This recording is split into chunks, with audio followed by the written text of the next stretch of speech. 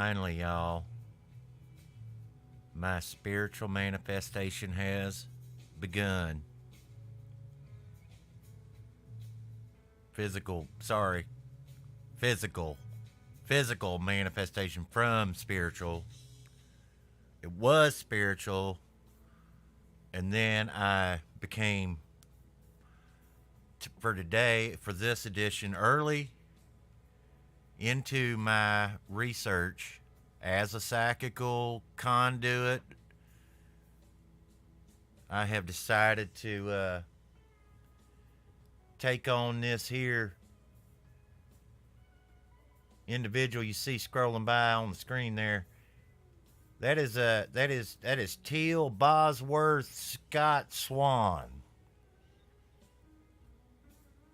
Now don't take me by my accent. I just come up from the Civil War era and been around a lot of peace agreements and stuff on that. So I have a little bit of a southern accent, a little bit of a northern accent, and every now and then I may lapse into. It just depends on which spiritual journey I take that day. And then, of course, I will actually lose the accent altogether in the mid-sentence because it is completely an exaggeration. Just giving some background here. This channel, for a long time... What's up, Urban? This channel for a long time was set up as a joke over an older channel that was called Truth Teller, and her perceived civil disputes online with another channel named Natasha Cooper. All of that, every bit of that stuff has now been set to members only because we've moved into the next chapter of debunking folks who are just on YouTube to scam people, such as the lady you see scrolling by on the screen there. Her name, if you have not become... Yeah, Irvin, that's a good question. Who is this? Well, let's just ask her. Let's just pop her up there and we can dispense with the scrolling imagery. We know what the thumbnail is. So this is Teal Swan, but for the purposes of our show, the only way she would come on here was in disguise and under an assumed name of Teal BosworthScottSwan. Now, apparently there's a third name that you're supposed to insert in there, so it's 4 altogether. We were told initially that she had 5 ex-husbands, but the truth is there's only 3. And she uses that prettiness to further her career as a YouTube blogger and let me go over to this. Well, there's a few things about her that are really odd. But I'm going to drop a link in the chat real quick for you guys watching, not watching, who will watch later. On Hulu, there is a series that came out called The Deep End. And it's in reference to, I guess, something deep and then something ending. I don't know. This woman has got a fairly large following on YouTube.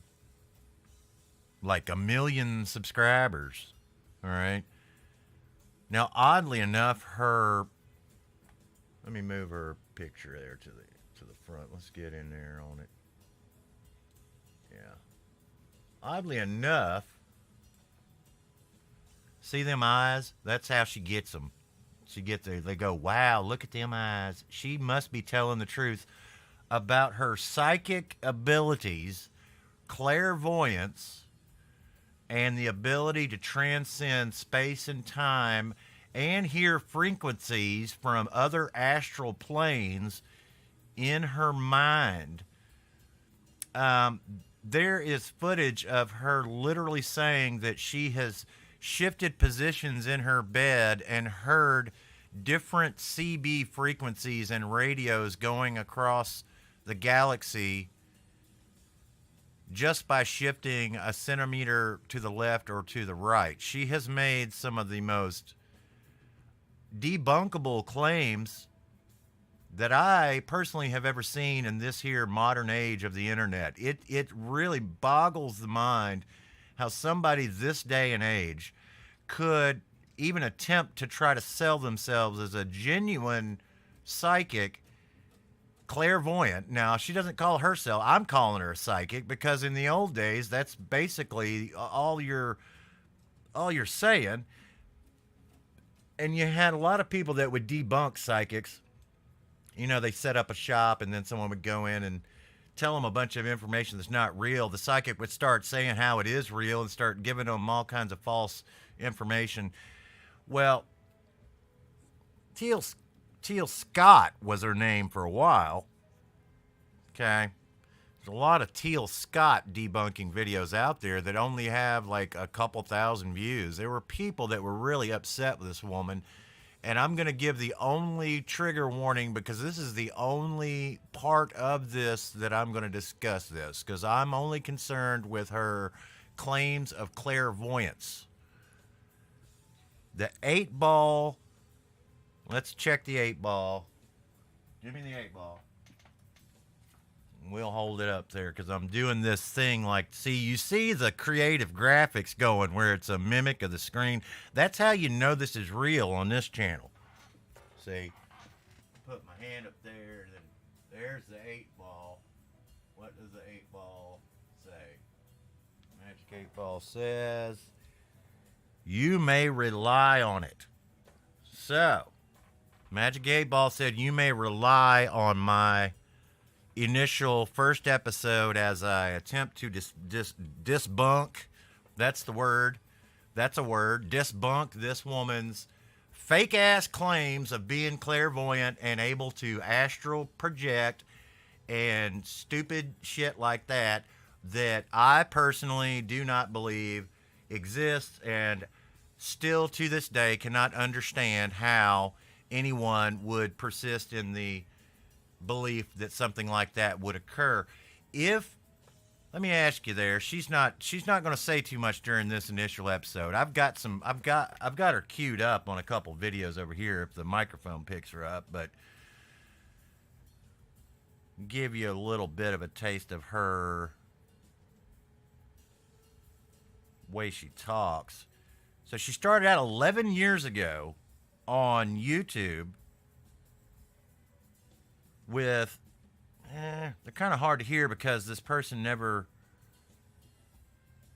turned their shit on right. So they actually got like a half signal, left channel only mono thing going. She's talking about colors and shit. If you go to her channel, and I'm not going to even link it anyway, though. I'm kind of losing my place here. Look, the bigger issue here with her, the reason there are so many channels that are debunking her, she's making bank, but her financial records are nearly virtually impossible to find. You basically got to go get Elizabeth Holmes's guy to figure out how much this chick's worth. And then Keith Rainier's got to like scribble out, how much he's donated maybe. I don't know. It's very, very, very, very odd. It's a combination of Nexium meets Elizabeth Holmes here with the finances.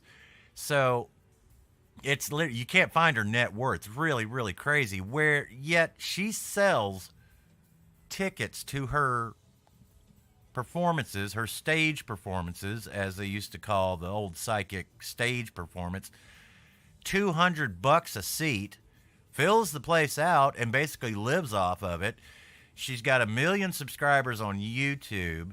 She's got an aggregated 1 million or so subs between all of her social media. Oddly enough, her Twitter is not verified. It doesn't have the blue check mark, and I'm kind of curious about that. Twitter may have not liked something. I don't know. Really weird. Instagram, the last I checked, she's got 629,000 followers on Instagram. And this is the trigger warning part so I can move on. She's said some controversial things about suicide that has led some people to actually take their own lives, and the people and the families of those people hold her responsible in part for those decisions that those people made.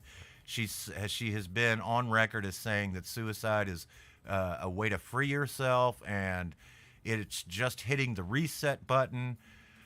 And one of her one of the things I've read so far, it was her very first client. I don't know what client is in this thing. That's why I'm adding a little warning that this may even be secondhand. Who knows? But one of her first disciples, client, whatever, took their own life, and her argument was because that woman would not apply the teachings that she was providing to her. And then the clap back from that, and this must have been around 2010, 11, 12, 13 or so. The clap back from that was she was on public record talking so loosely about how suicide was an easy way to reset everything because you're going to be reincarnated. And then they found where she had talked about that initial woman, that she had met her already on the astral plane, and that she is now a turtle or something. A turtle or I don't know. She's like, she's happy now. I met her on the astral plane. But we're not here in this capacity. That is all I'm going to talk about with that, because I am not going to turn this series into anything other than the good old-fashioned days of debunking people who claim that they are clairvoyant and asking basically the questions that when you hear them speak, you can basically put together.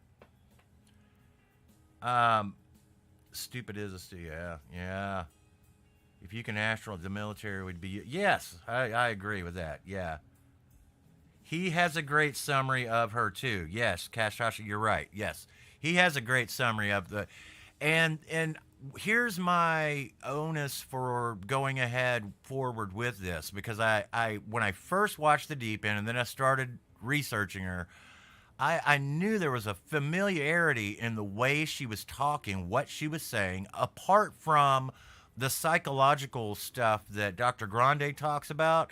And I'm not saying in opposition to it. I just mean, like, correlatively speaking, along with it. It's like, where does she get these phrases that she plagiarizes and these ideas that she plagiarizes? And I basically found the proper rabbit hole by going to her channel and filing her videos by oldest, and going back about 10 years ago when I found this one. And let's see if we can get it to play a little bit. I hope you're enjoying the brand new image. If you hadn't noticed already, we managed to buy a camera this week. Managed to buy a camera that week. Some of you who know me will might laugh at this, because everyone knows that I have not the best vibration relative to technology. So let's hope this image turns out as good as I hope it will. Today we're going to speak to the brain. Okay. What we're going to speak to the brain about is Akashic Records. Akashic Records. The Akashic Records are a symbolic representation that the brain uses to represent the fact that every thought which has ever been thought exists. This is her. This is from 11 years ago. The Akashic Record is the collective consciousness. It has been referred to as the mind of God. Mind of God. Which, as such, happens to contain the information or the energetic vibration of every thought which has ever been thought in any and all universes that have ever been since the first division of oneness or source. It also contains a bit of future. Mm-hmm. What I mean by it contains... So she's already into, within the first few seconds, what is this? This is a minute and a half into this thing of the What are the Akashic records? And this is the first time she turned her camera on, and you could tell she's definitely a decade younger in the image. Her name is Teal Swan, Zenzo.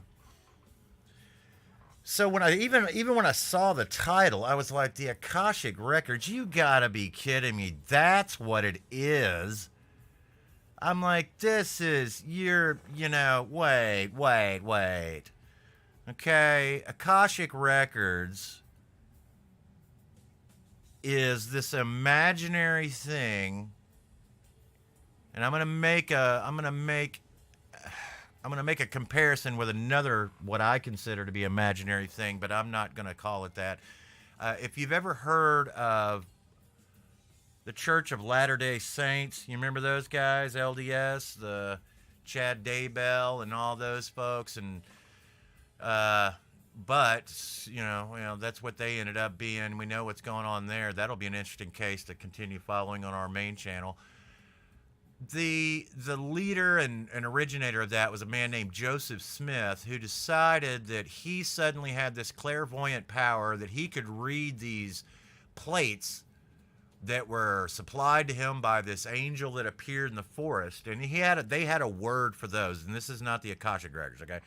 They had a word for those. Only he could read it, though. Only he could translate it, and it came to be the Book of Mormon, and they started the Mormon religion, and then Joseph Smith, and so forth and so on. Okay, well, this girl here grew up in Utah. She wasn't born there, but she grew up there.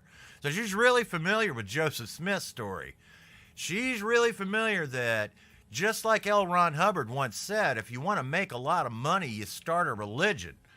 Well, she took what she knew, which was Joseph Smith out there claiming to be able to read things that no one else on earth could read except for him. There she is in her first video with a camera turned on, not showing the Akashic records, yet telling you what they contain and not where they came from. The Akashic records are a made up set of, similar to like I said, similar to the thing with Joseph Smith. The Akashic records come from the religion of Theosophy. Okay? This is why in the thumbnail,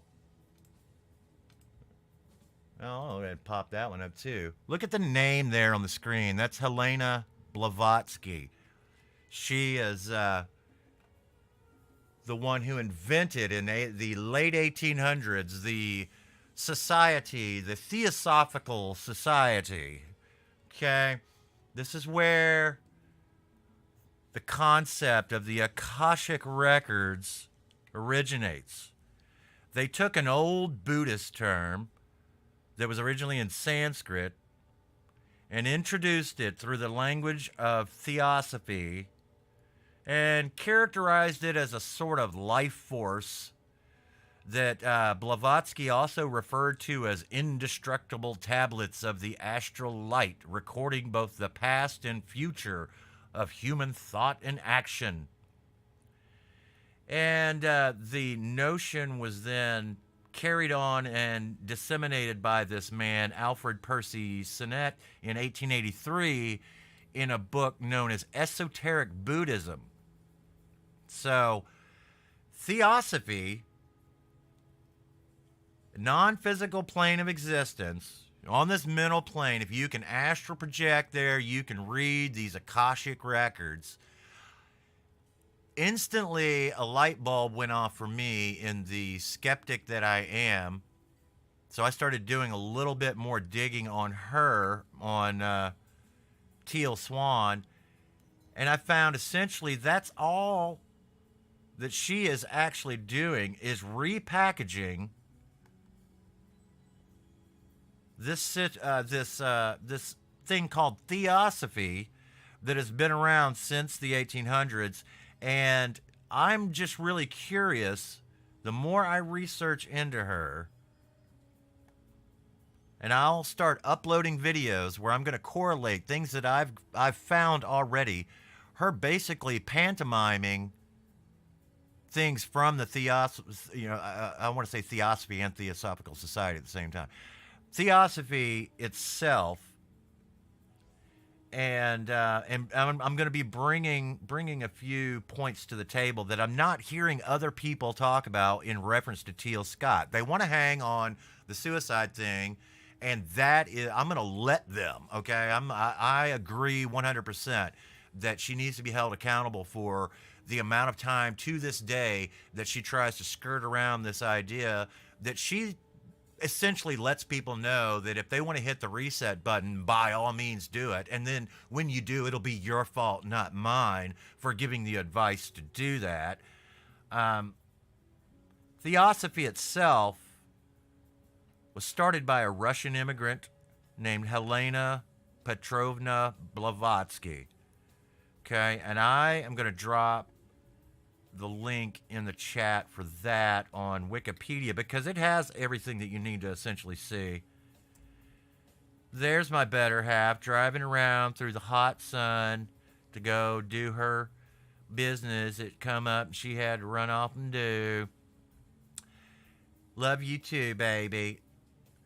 Go look forward to watching the replay. Yes, the replay. I'm glad you're covering that. Thank you, Cash Tasha. We're going to be doing a lot more of this. I wanted this one to be a little introductory thing. That's the point that I'm starting at, and I am not going to be claiming any kind of I figured it out gotcha thing to it. If anybody else does this as well, I encourage it, because when you encounter this person online or you encounter people that are following her, they're arguing the same thing. I'm going to drop another interesting link.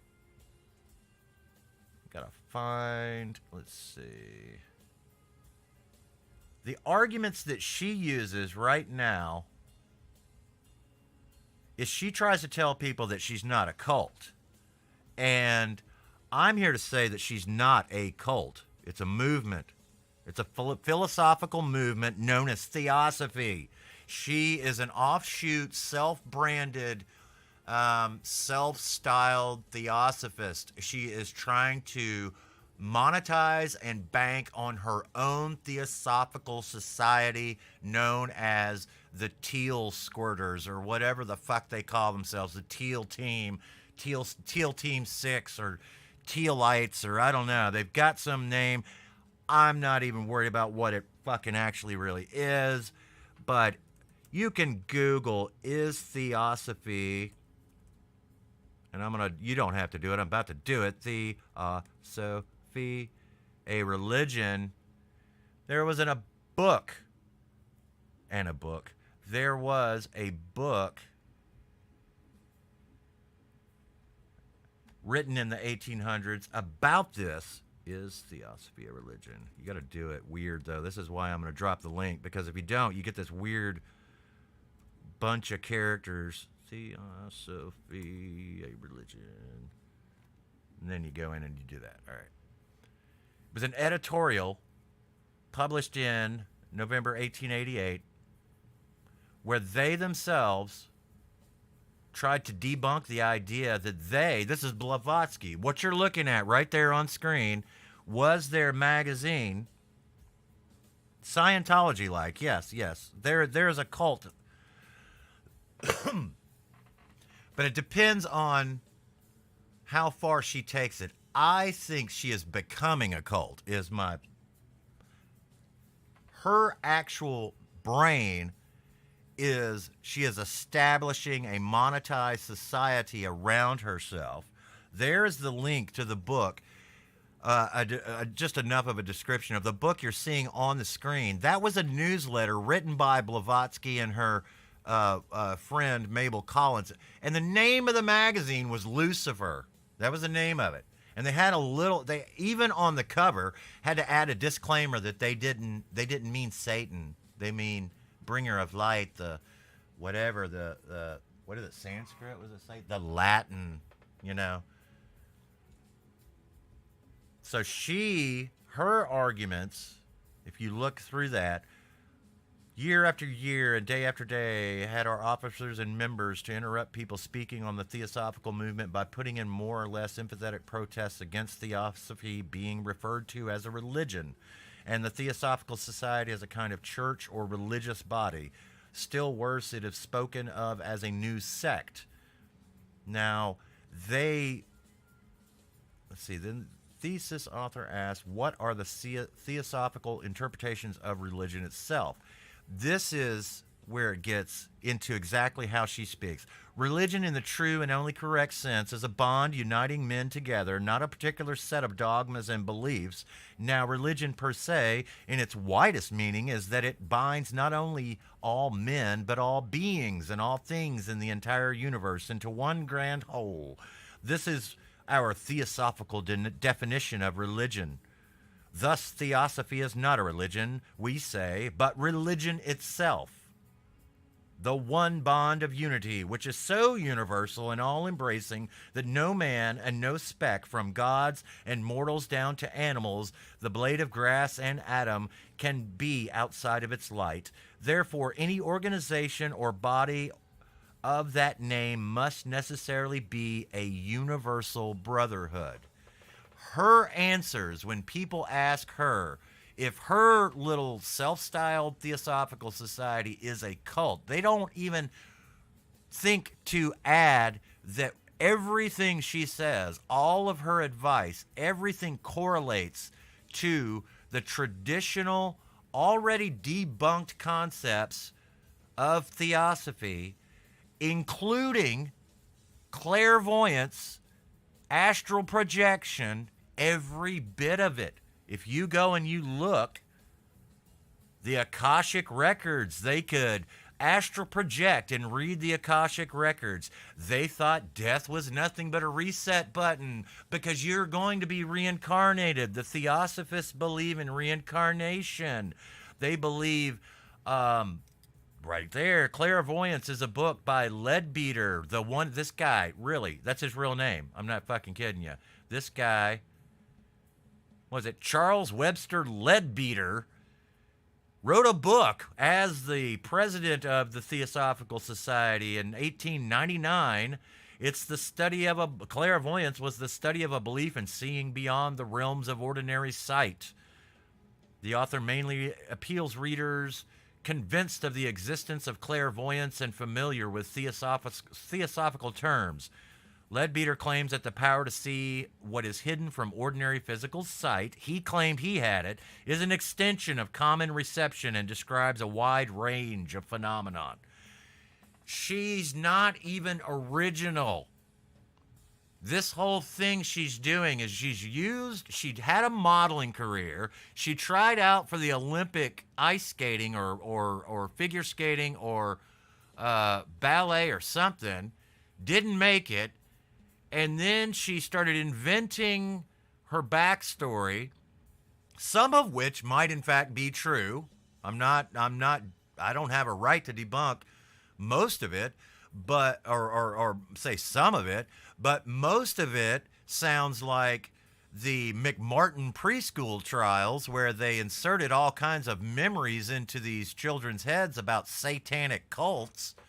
And she seems to be on this weird belief system that satanic cults can exist, but there is no such thing as Satanism. So I don't really follow her there. This is what you get when an uneducated person, and I say uneducated in this field, tries to start their own Blavatsky religion, and that's where we're going to leave it for now. We were doing a lot with the Natasha scams, but this woman here has taken scamming to a cult level that even Natasha doesn't understand. Natasha's more of just a personality who's homebound and recliner bound and just begs for money and then gets angry when people get in between her and her money. That she's just a basic, but this woman here, I'm really glad that Hulu did the documentary that they did. And I'm really glad that they ended it on the note that they did, showing her, telling her inner circle that they could not have spouses or children and remain in her inner circle. I believe that she is on her way with these fewer people, not on the whole, but with these insiders to a Nexium cult if it's not reached that level already. And but Molly, she is too occult. Yeah, no, I'm not trying to fuse our two positions together. I'm just saying no. Theosophy and the Theosophical Society are a set of charlatans that wanted to be a cult and became a movement and never really broke out from the concept of a movement. She wants to be seen as that. When you look at the insiders and you look at this completion process, all this shit she's fucking plagiarizing from Scientology, yeah, she is in and of herself creating her own cult of these inner people. And I think what's going to happen is once she has them thoroughly brainwashed, which most of them seem to be, if you're watching that Hulu thing, watch the Hulu, the deep end, but particularly pay attention to that last 30 minutes there. The way these people just, they do whatever it is she says and tells them to do. And if any of them give her the slightest blowback, boy, she just bites their head off right away. And it's because she doesn't have, none of this is set in stone, original, genuine philosophy. My first instinct when I first encountered, and I don't know if it was at the end, if I'd seen them all or not yet. I think it was the night in between.